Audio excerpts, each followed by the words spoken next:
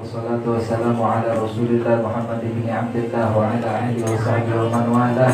La haula wa la quwwata illa billah. Rabbi shrah li sadri wa yassir li amri wa hlul 'uqdatam min lisani yafqahu qawli wa hadi qalbi wa saddid lisani bihaqqi sayyidina Muhammad sallallahu alaihi wasallam. Subhanaka la ilma lana illa ma 'allamtana innaka antal alimul hakim.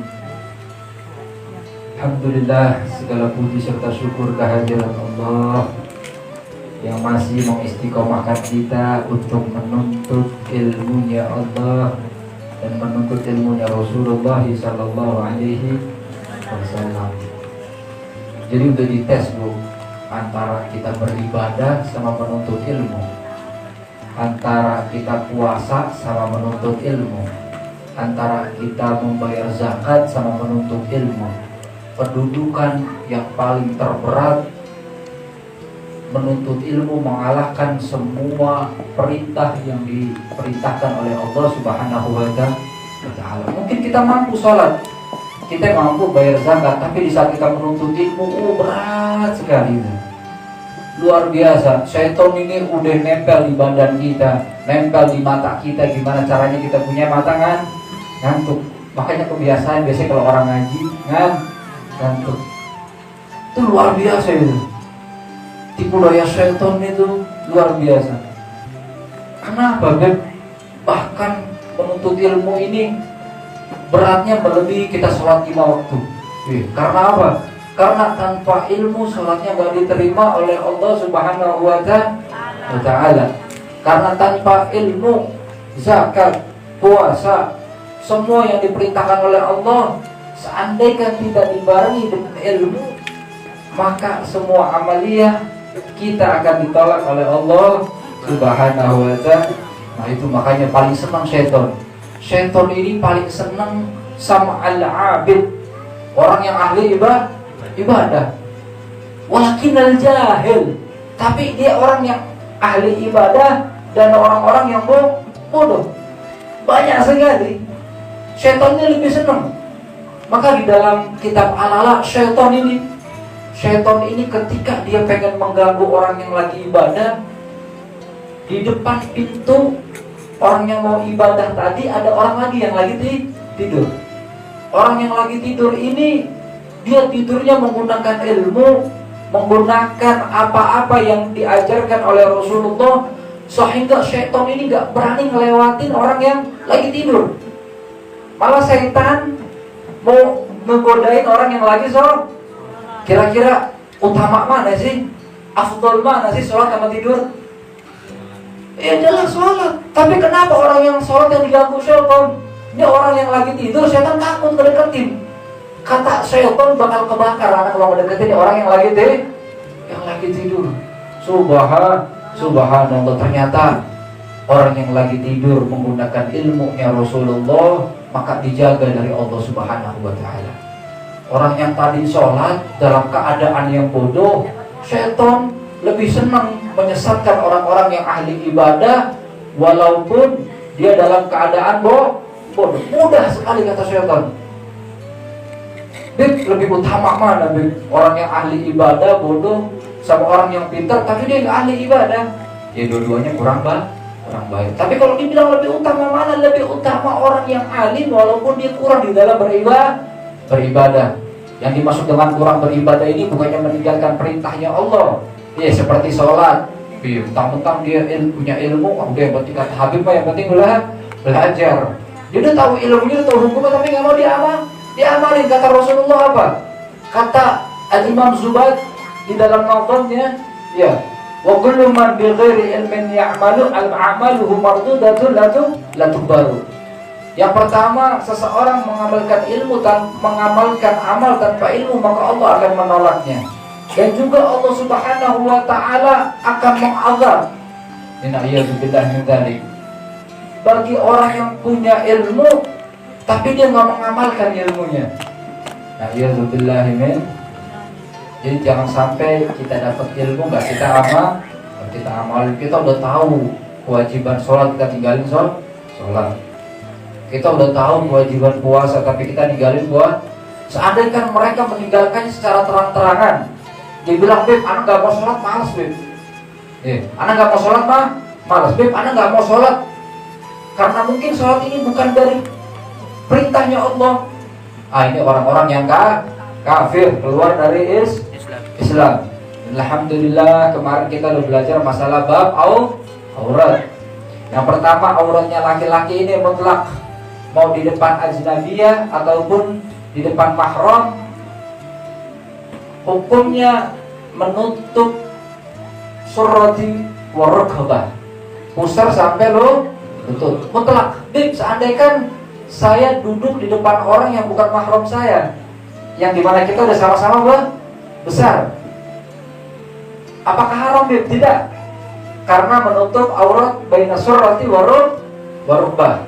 Paham ya? Yang kedua, auratnya ammah. Al-ammah ini budak. Pembahasan budak kita tinggalin dulu. Yang kemarin yang ketiga apa? Perempuan ketika sholat maka wajib dia membuka kerudungnya, kerudung Allah, membuka wajahnya, nggak pakai cadar. Cadar kan ada macam-macam ya. Ingat, di cadar ada yang macam-macam. Ada yang cadar yang tidak kelihatan, ada cadar yang jidatnya ketutup. Yang masalah ini yang tidak ketutup.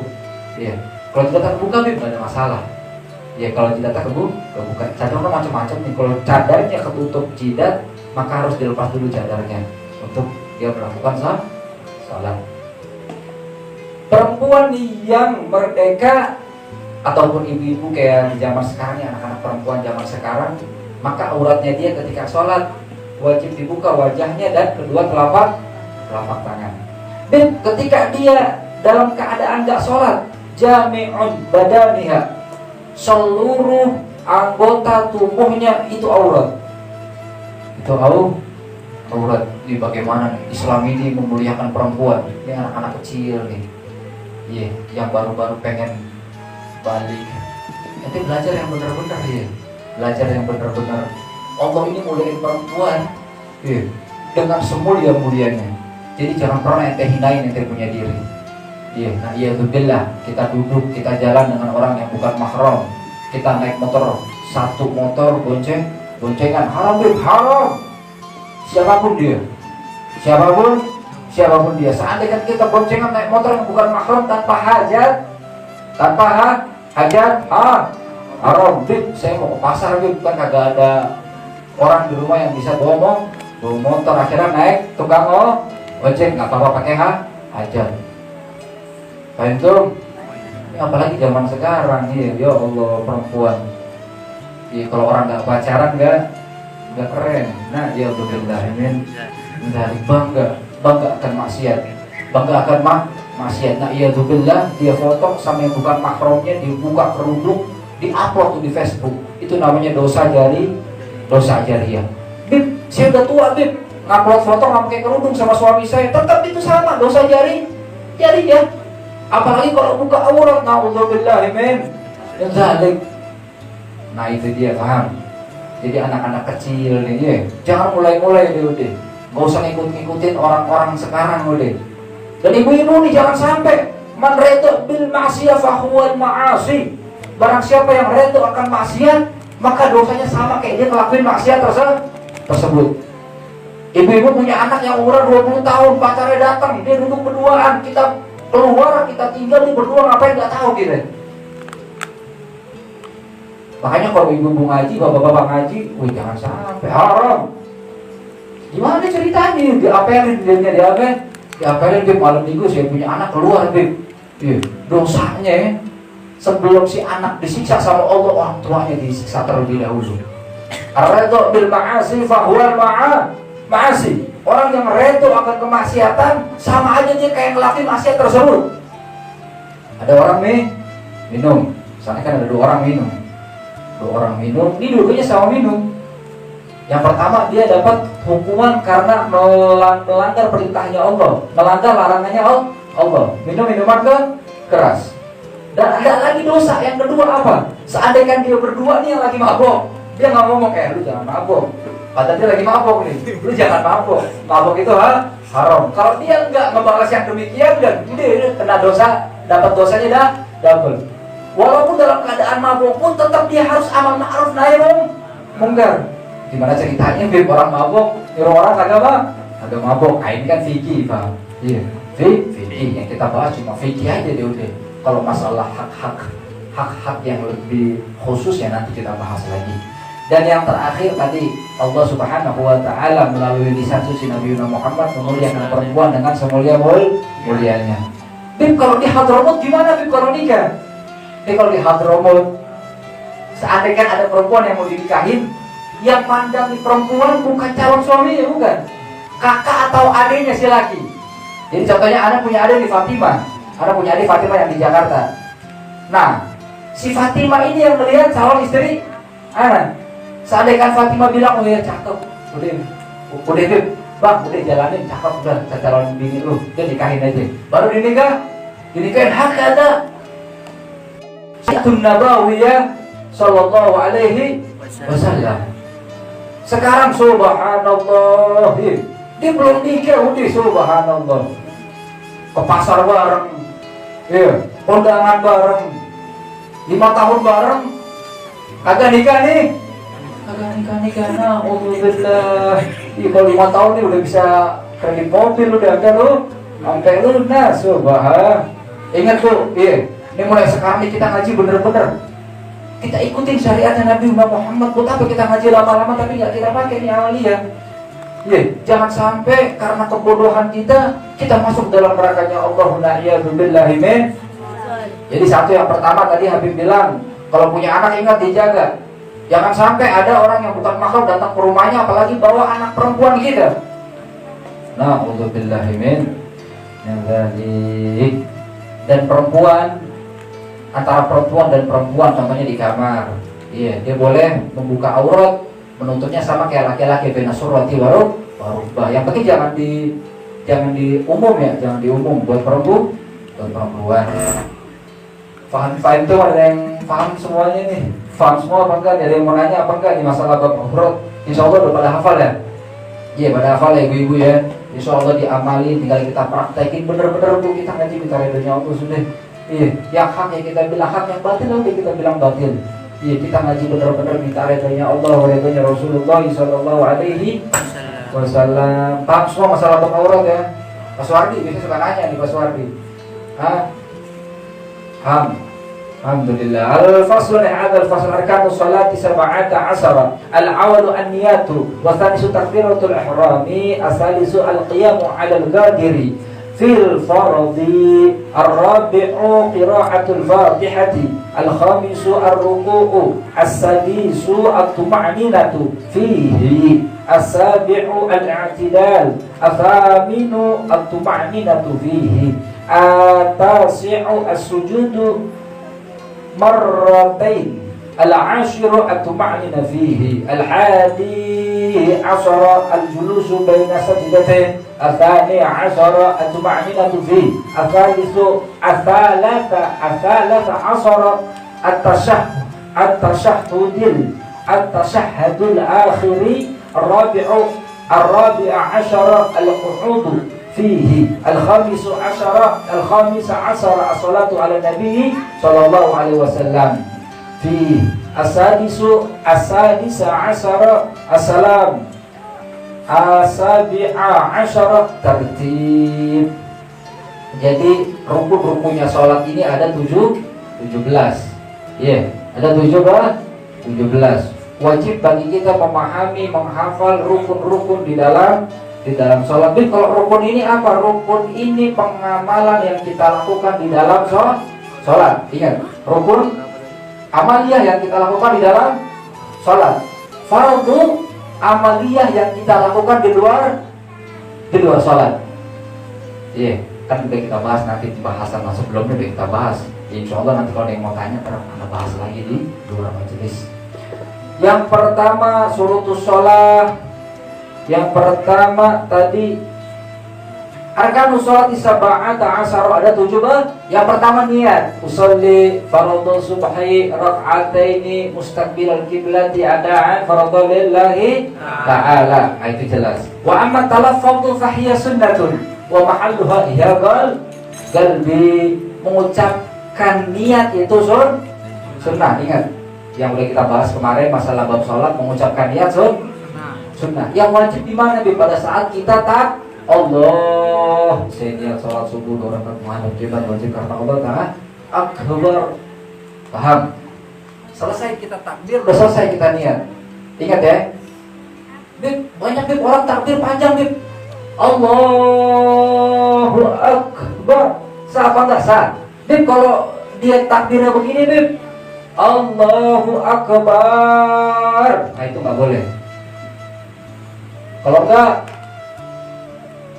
Allahu akbar, nggak boleh. Jadi jelas, yang panjang lamul jalalah, yang kedua Allahu akbar, Allahu akbar. Jangan Allahu akbar, itu beda. Soalnya maknanya nanti beda lagi Bib. Kalau saya baca Allah maha besar Bib, Allah maha besar, nggak boleh. Nggak boleh sampaikan nih. Iya, pengen rame di masjid Bib. Sekali-sekali nggak usah takbirnya nggak pakai bahasa Arab, bahasa kapasa aja Bib. Bahasa kapasa apa? Allah maha besar.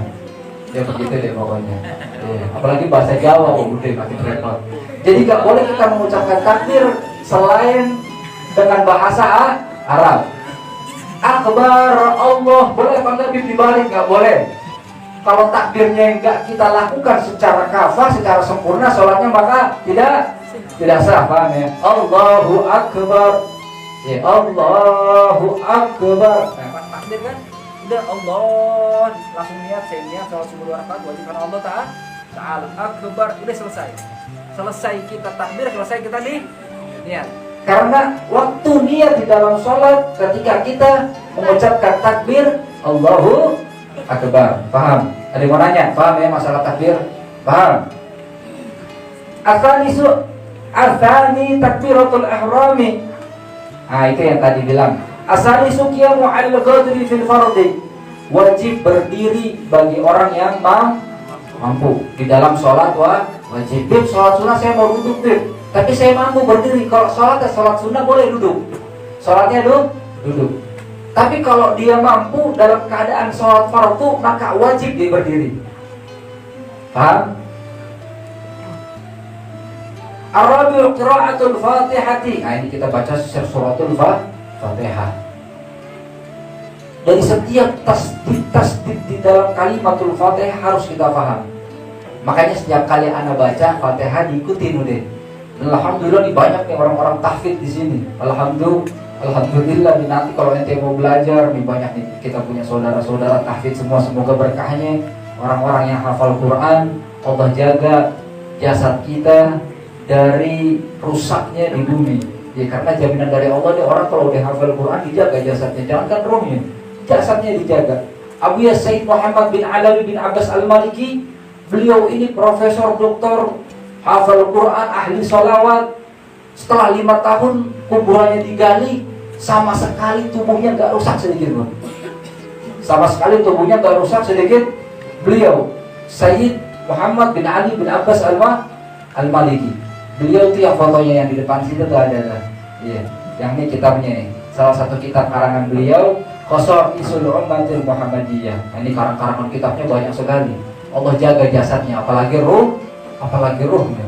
Jasadnya Allah muliain, nggak dikasih sama Allah buat dimakan sama cacing, apalagi rohnya. Subhanallah. Makanya nih ibu kalau punya anak masih kecil itu udah hafal Quran, suruh dia hafalan Quran. Al-khamisu ar-ruku. Nah ini ruku, iya, pada saat takbir kita Allahu Akbar ruku. Bib, pada saat ruku saya nggak baca subhana rabbiyal azimi wa bihamdi, sah apa nggak sholatnya Bib? Sah. Berarti membaca sami'ah subhanallah gimana? Subhana rabbiyal a'la wa bihamdi, subhana rabbiyal azimi wa bihamdi. Baca yang demikian adalah hukumnya sunnah. Yang wajib apa Bib?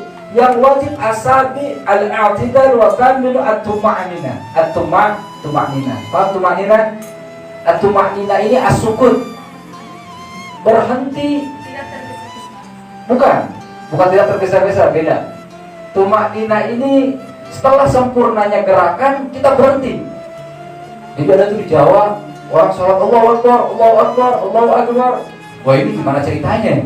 Tumak ninahnya aja kagak ada. Bib, lamanya tumak ninah ini berapa lama? 3 subhanallah.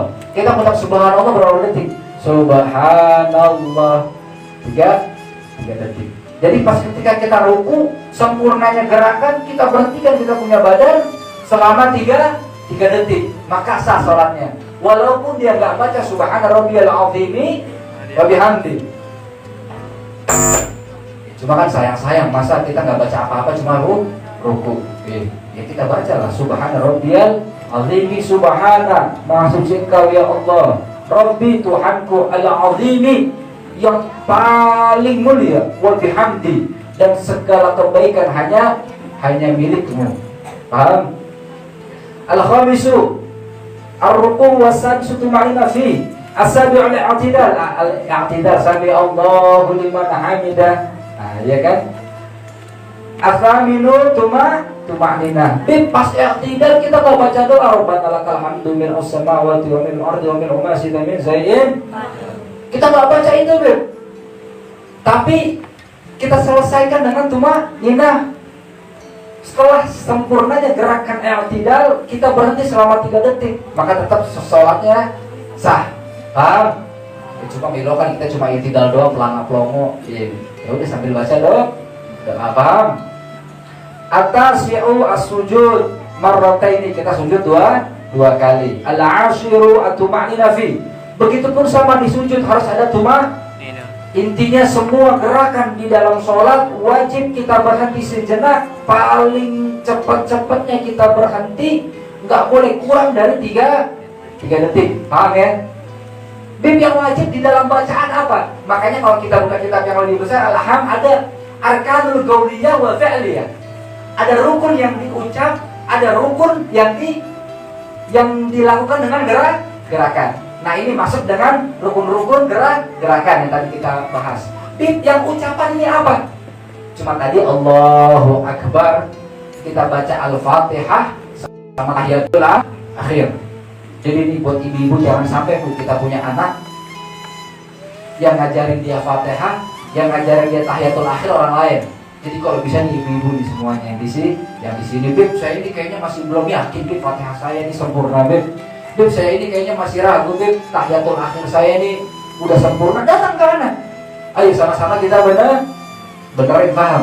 Di Hadramut itu, walaupun umurnya udah 50 tahun, 60 tahun, kalau mereka datang ke negeri Hadramut, bahkan ulama yang sekelasnya Ustaz Abdul Samad, ulama yang sekelasnya Habib Ali As-Saggaf, yang beliau punya pondok, beliau datang ke tanah Hadramut cuma pengen talaqi untuk membaca suratul Fatihah yang benar. Subhanallah. Ada ibu di sini yang sering ataupun pernah datang ke gurunya, coba lihat dulu bacaan saya. Nah, itu yang diajarkan oleh guru-guru kita. Jangan sampai kita habis 10 tahun baca Fatihah kita masih nggak benar nih. Paham? Nah, tadi yang Habib bilang bahwasanya rukun qauliyah cuma takbir Allahu Akbar, pengucapan takbir, lalu pengucapan Al-Fatihah yang benar, bagaimana kita membaca Al-Fatihah yang baik, dan juga tasyahudul akhir, at-tahiyyatul mubarakatus shalawatut thayyibatul lillah. Jadi kalau dulu tuh kalau ada di pondok, guru anak itu lulusan dari Kudus. Kalau Kudus ini, beliau ini punya sanad ataupun ijazah yang ucapannya ini bersambung ila Nabi Muhammadin sallallahu alaihi wasallam. Dulu anak baca Fatihah, Bu. Ini baca Fatihah 6 bulan baru kelar. Setiap hari anak baca Fatihah 6 bulan baru dibilang lulus baca Al-Fatihah. Anak mondok 5 tahun juz amma baru hatam juz amma, Bu. Quran baru 2 juz. Mondok 5 tahun baru dapat belajar secara langsung dari guru anak yang bersambung lisannya ke lisan gurunya ila Rasul sallallahu alaihi wasallam. Itu baru juz amma sama 2 juz di dalam Al-Quran. Kurang lebih kalau seandainya juz amma ya taruhlah juz 29 30 itu anak baru dapat selama 5 tahun. Makanya luar biasa nih, ilmu ini luar biasa. Dan alhamdulillah ibu-ibu ngaji di sini gak perlu ribet. Gak usah lari ke Jawa, gak usah segala mondok, gak usah terbang, beli pesawat apa udah. Yang anak pengen cuma satu udah. Ayo sama-sama ngaji yang bener udah. Kita hilangkan rasa sombong, kita hilangkan rasa yang membuat kita nih semakin merasa kita yang paling benar. Iya nggak ada bu. Kalau ngaji ngerasa nih gua yang paling benar, gua yang paling baik. Ah itu sudah, itu bukan ngaji itu. Itu belajarnya bukan sama guru tapi sama syaitan. Nah ya billahi min. Karena sesungguhnya agama ini adalah nasihat, paham? Alhamdulillah ya grup hadro baru ini nggak tahu grup hadro apa. Kira-kira kalau hadronya kayak gini, yang kosidanya kayak gitu enak kagak? Yang kosida udah enak nih, yang hadronya kurang asik, enak apa kagak? Mari kita gabungkan di dalam keadaan ini, di dalam diri kita masing-masing. Bainar ruh wal jasad. Ketika ruh kita pengen ibadah, tapi jasad kita nggak baik, jasad kita masukin ke perkara-perkara yang haram, maka ruh kita nggak bakal enak buat beribadah bu. Karena antara ruh dengan jasad ini harus kompak, harus seimbang. Ruh ini sesuai, harus mempunyai guru, dan jasad ini harus kita beri makanan yang halal. Maka kata Nabi Muhammad SAW apa? Idza halla akalu halla sifatuh. Apabila halal yang dia makan, maka akan halal yang dia kerjakan. Kalau haram yang dia makan, maka bakalan haram yang dia lakukan. Maka Imamul Haddad berkata, kalau orang pengen ngaji, pertama kali yang harus kita kaji, kita lihat kita makan. Kita makan dari pagi sampai malam, kita makan apa? Yang kita cari rezeki kita halal apa haram. Jangan sampai ada masuk perkara yang haram, jangan sampai masuk perkara yang syubhat. Fahim? Ada yang mau nanya gak? Iya. Masalah apa?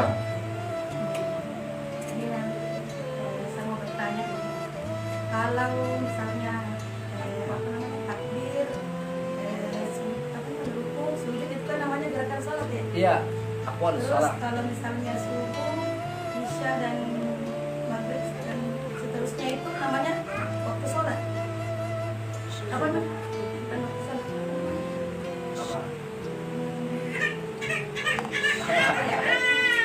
Yang mau saya tanyakan apa? Ya. Sebenarnya yang sholat itu apanya kita? Iya. An-Nabi Muhammadin sallallahu alaihi wasallam diutus sebagai sahibus syariah wa sahibul hakikah. Nabi Muhammad diutus ini dengan sempurnanya budi pekerti yang baik. Kira-kira kalau budi pekerti ini menyangkut ke perbuatan apa sifat? Apa hati? Perbuatan apa hati? Kalau budi pekerti, pekerjaan. Pekerjaan ini ke jasad apa ke hati? Perbuatan apa ke hati? Pada bingung nih ibu. Ini kebanyakan makan ini ya, makan apa? Songkolo. Songkolo begadang ini. Telat ini dikira. Iya. Jadi Nabi Muhammad diutus sebagai rahmatan lil alamin. Nabi Muhammad mempunyai akhlak budi pekerti yang paling sempurna. Bahkan Allah Subhanahu wa taala memuji Nabi Muhammad, fa innaka la'ala khuluqin 'azim. Khuluq, akhlak ini adalah perbuatan. Sifat, akhlak ini sesuatu yang zahir yang bisa kita lihat.